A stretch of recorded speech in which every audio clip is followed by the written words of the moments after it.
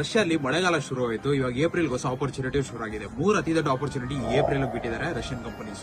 ಮೊದಲನೇದು ಬಂದು ವೇರೋಸ್ ಹೆಲ್ಪರ್ ಆಗಿರುತ್ತೆ. ಇಲ್ಲಿ ಸ್ಯಾಲರಿ ಬಂದು 80,000 ರೂಪಾಯಿ ಕೊಡ್ತಾ ಇದ್ದಾರೆ. 80,000 ರೂಪಾಯಿನ ನೀವು ಇಂಡಿಯನ್ ರುಪೀಸ್ ಕನ್ವರ್ಟ್ ಮಾಡಿದ್ರೆ 90,000 ರೂಪಾಯಿವರೆಗೂ ಬರುತ್ತೆ.